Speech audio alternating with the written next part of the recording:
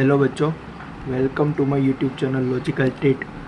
आज हम लोग बात करने वाले हैं लीनियर इक्वेशन यानी कि लेबनिज़ लीनियर इक्वेशन की आज हम लोग चर्चा करने वाले हैं। इसके पहले के वीडियो में हम लोगों ने exact differential equation, non exact differential equation और उसके 4 केसेस है वो स्टडी किए हुए थे। आज के लेक्चर में हम लोग लेबनिज़ लीनियर इक्वेशन की चर्चा करने वाले हैं। अब लेबनिज़ लीनियर इक्वेशन वो दिखता कैसा है, मान लीजिए हम लोगों ने इसके पहले के वीडियो में यानी कि एग्जैक्ट डिफरेंशियल इक्वेशन में हम लोगों ने ऐसा माना हुआ था कि हमें कुछ क्वेश्चन में कुछ इस टाइप का format M D X plus N D Y is equal to 0 कुछ हमें इस टाइप का फॉर्मेट क्वेश्चन में दिखे तो हम लोग वहाँ पे एग्जैक्ट और नॉन एग्जैक्ट वाली कंडीशन अप्लाई करते थे। तो ये लेबनिज़ लीनियर इक्वेशन है, उसमें हम लोग को कुछ इस टाइप का इक्वेशन दिखे। अगर मान लीजिए पहला इक्वेशन वो हो D Y by D X plus, यहाँ पे मैं जिस तरह से लिख रहा हूँ वैसे तुम याद रखो, यहाँ पे y और यहाँ पे y रेस टू 0 यानी कि y की कोई घात नहीं है। और यहाँ पे होगा हमें, मान लीजिए एक फंक्शन है जो x पर डिपेंड है वैसा फंक्शन, और यहाँ पर भी जो है वो फंक्शन एक x पे डिपेंड है वैसा फंक्शन मिलेगा। तो हम लोगों को याद किस तरह से रखना है, यहाँ पे रखना है D Y by D X, उसका है जो कोफिशिएंट है वो हर बार 1 होना चाहिए, प्लस y रेस टू 1 और y रेस टू 0, उसका उन दोनों का कोफिशिएंट है वो सिर्फ और सिर्फ x पे डिपेंड होना चाहिए। हम लोग इसे कुछ इस टाइप से भी लिख सकते हैं, D Y by D X plus P of X into Y is equal to Q of X. तो इस टाइप का हम लोगों को हमारे दिए हुए क्वेश्चन में कुछ इस फॉर्मेट में हमें क्वेश्चन दिखे तो हम लोग उसे लेबनिज़ लीनियर इक्वेशन मानेंगे, और उसका सॉल्यूशन हम लोग जनरल सॉल्यूशन किस टाइप से लिखना है वो भी मैं आपको बता देता हूँ। उसका जनरल सॉल्यूशन लिखने के लिए हम लोग को पहले इंटीग्रेटिंग फैक्टर फाइंड करना होगा। इंटीग्रेटिंग फैक्टर हम लोग किस तरह से फाइंड करते हैं, ई रेस टू इंटीग्रेशन में P of X into D x, कुछ इस तरह से फाइंड करते हैं हम लोग। यहाँ पे मुझे कैसे पता चला कि हम यहाँ पे डी एक्स के रिस्पेक्ट में ही हमें इंटीग्रेटिंग फैक्टर को लेना है, वो यहाँ से पता चलेगा।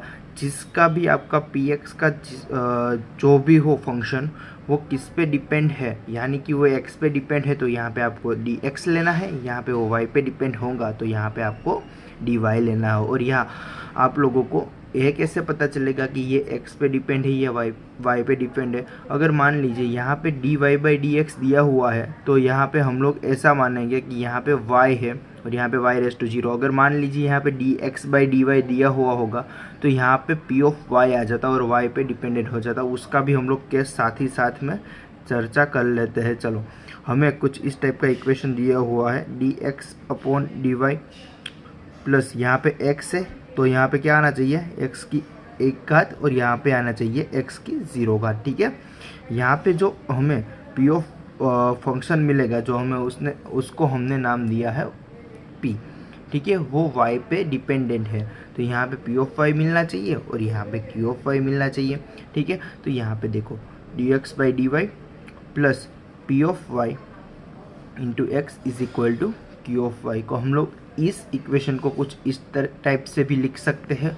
और इसका हम लोग इंटीग्रेटिंग फैक्टर फाइंड करेंगे तो कुछ इस तरह से फाइंड करेंगे, ये किस पे डिपेंडेंट है, फंक्शन y पे डिपेंडेंट है ना, यहाँ पे देख लो x है और यहाँ पे सिर्फ और सिर्फ y पे डिपेंडेंट रहेगा। तो इसलिए हम लोग को इसका इंटीग्रेटिंग फैक्टर फाइंड करना है तो कुछ इस तरह से फाइंड करेंगे, पी ऑफ y इंटू यहाँ पे with respect to D Y के सापेक्ष में हम लोग इसका इंटीग्रेटिंग फैक्टर यानी कि हम लोग इसका इंटीग्रेशन कर लेंगे और उसके बाद इसका इंटीग्रेटिंग फैक्टर फाइंड कर लेंगे। ठीक है बच्चों, कुछ इस टाइप से हम लोगों को 2 इक्वेशन, इसे टाइप 1 कह दे, अगर इसे टाइप 1 और इसे टाइप 2 कह दे तो हमें कुछ इस टाइप के क्वेश्चन में इक्वेशन दिखने को मिलेंगे। और हम लोग अभी इसका सॉल्यूशन किस तरह से फाइंड करना है उसकी चर्चा हम लोग करेंगे। ठीक है बच्चों, तो हम लोग को फिर इसका तो हमें तो क्या काम है, जनरल सॉल्यूशन ही ढूंढना है। General solution.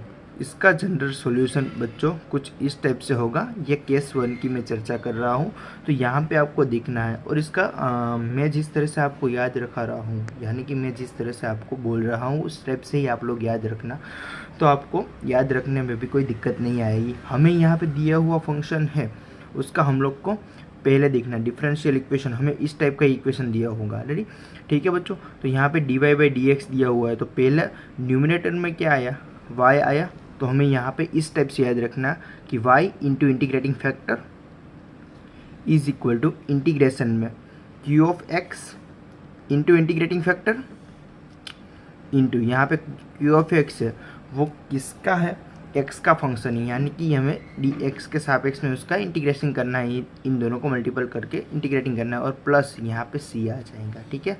कुछ इस टाइप से याद रखना। अभी पहली बार है इसलिए आपको थोड़ा सा दिक्कत होगी याद रखने में, उसके बाद आपको सब आ जाएगा। और इसका हमें जनरल सॉल्यूशन कुछ इस टाइप का, इसका हमें जनरल सॉल्यूशन निकालना है। तो यहाँ पे इस टाइप से कुछ याद रखना।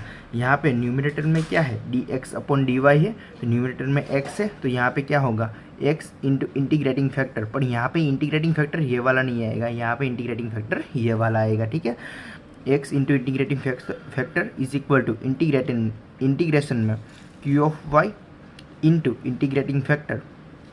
अब ये y पे डिपेंडेंट है फंक्शन, तो उसका इंटीग्रेटिंग फैक्टर इस टाइप से होगा, और वो भी y पे डिपेंडेंट होगा, इंटू dy प्लस यहाँ पे आ जाएगा c, एक कांस्टेंट आ जाएगा। तो कुछ इस तरह से हम लोग इस दिए हुए हमारे क्वेश्चन में जो दिया हुआ इक्वेशन है वो लीनियर इक्वेशन कुछ इस टाइप का फॉर्मेट हमें दिखा, तो हम लोग उसका सॉल्यूशन कुछ इस टाइप से फाइंड कर सकते हैं, ठीक है बच्चों। आइए अब हम लोग इसके रिलेटेड एक सम करते हैं और हम लोग को ज़्यादा क्लैरिफिकेशन मिल जाएगा उस सम के आंसर। हम लोग आंसर किस टाइप से लाएंगे उसकी हम लोग चर्चा करेंगे, ठीक है बच्चों। तो चलो हम लोग इसके सम की चर्चा करते हैं। तो बच्चों इस टाइप की रकम है और हमें इसका जनरल सॉल्यूशन फाइंड करना है।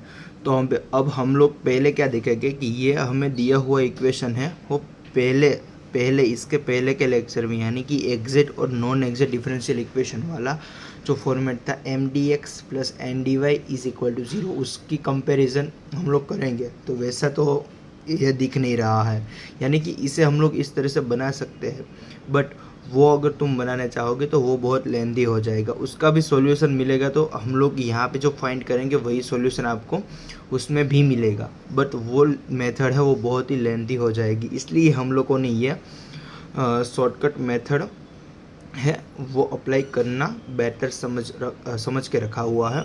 इसलिए हम लोग यहाँ पे हम लोग को ये तो दिख रहा है कि dy/dx है, प्लस यहाँ पे y/1 यानी कि y की 1 घात है, और यहाँ पे y की 0 घात है, यानी कि यहाँ पे जो फंक्शन है वो x पे डिपेंडेंट है, और यहाँ पर भी x पे डिपेंडेंट फंक्शन हम लोग को मिल जाएगा। तो हम लोग इसमें सिंपल सा एक लॉजिक, यानी कि यहाँ पे हम लोग लीनियर इक्वेशन वाला लॉजिक को हम लोग अप्लाई कर सकते हैं। तो फिर देखो इस टाइप से आपको सोचना है अपने माइंड में, ठीक है, और फिर इसे हम लोग को सम को आगे बढ़ाना है। तो हम लोग क्या करेंगे, पहले इसे कंपेयर कर देंगे कौन से वाले हमने जो इक्वेशन अभी देखा हुआ था उसके साथ में हम लोग इसे कंपेयर कर देंगे। Comparing dy/dx plus p of x into Y is equal to q of x। अब देख लो बच्चों, यहाँ पे y दिया हुआ है न्यूमिनेटर में, तो यहाँ पे जो फंक्शन होगा उसमें भी यहाँ पे आपको y⁻1 लिखना है, और यहाँ पे y⁻0 हमने इस टाइप से फाइंड किया हुआ था, पता चला। और यहाँ पे dx/dy होता तो यहाँ पे x⁻1 लिख देते और x⁻0, और ये जो फंक्शन है ये p ऑफ x और q ऑफ x वाला ये जो फंक्शन है वहाँ पे p ऑफ y और q ऑफ y आ जाता है, ठीक है बच्चों। तो हम लोग इसे इस तरह से याद रखा हुआ है, और हम लोग को इसका इंटीग्रेटिंग फैक्टर कुछ इस टाइप से फाइंड करना है, e⁻ इंटीग्रेशन में p of x into dx, कुछ इस टाइप से होगा, ठीक है। अब हम लोग यहाँ पे क्या करेंगे, p ऑफ x और q ऑफ x को लिख लेंगे यहाँ पे, यानी कि हम लोग को गलती ना हो।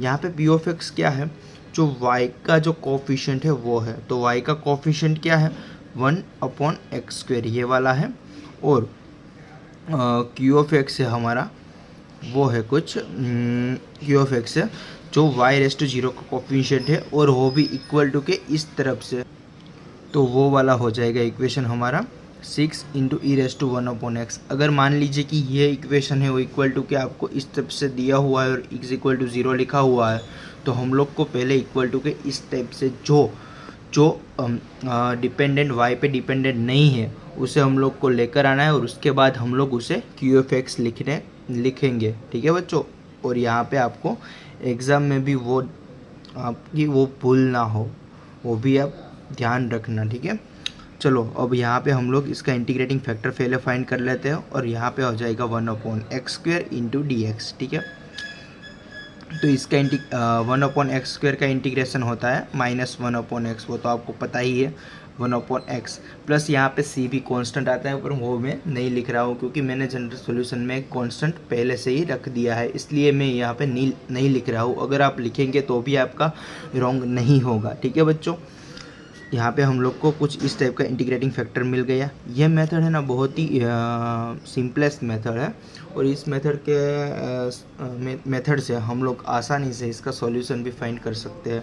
ठीक है बच्चों, अब हम लोग देखना चाहेंगे इसका जनरल सॉल्यूशन क्या होता है।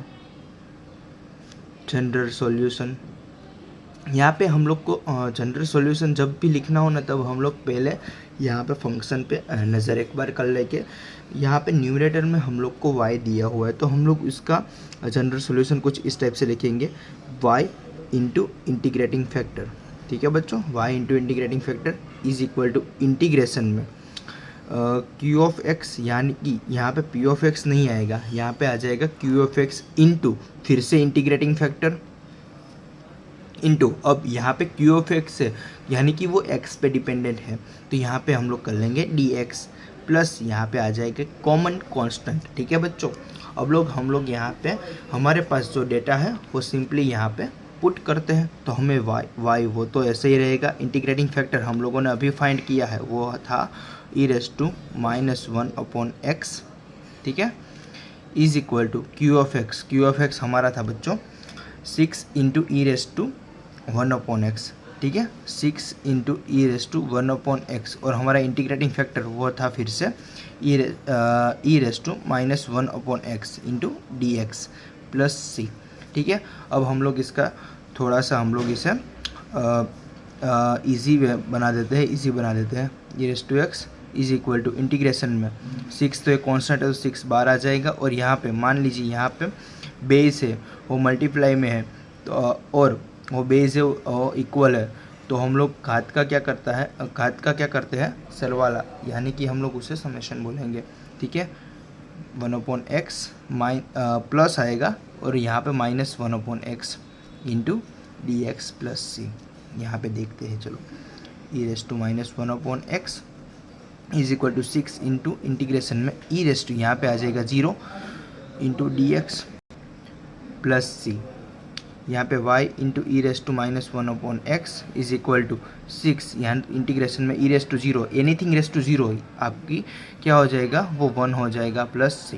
ठीक है, y into e⁻1/x is equal to, यहाँ पे 1 का इंटीग्रेशन है विथ रिस्पेक्ट टू x, वो हो जाएगा x यानी और प्लस आ जाएगा c। तो ये हमारा हो गया जनरल सॉल्यूशन। हमें दिया हुआ जो इक्वेशन है इसका हम लोग जनरल सॉल्यूशन इस तरह से फाइंड करेंगे। ठीक है बच्चों, तो ये इक्वेशन का जनरल तो अब हम लोग इसके बाद के वीडियो में हमें दिया हुआ जो इक्वेशन है कुछ इस फॉर्मेट में दिखे, यानी कि dx ये इक्वेशन दिखे, तो इसका सॉल्यूशन किस तरह से फाइंड करना है वो हम लोग उसकी चर्चा करेंगे। थैंक यू बच्चों, और हाँ, अगर आप लोगों को मेरी वीडियो अच्छी लगी हो तो please like, share and subscribe my channel. Thank you बच्चों।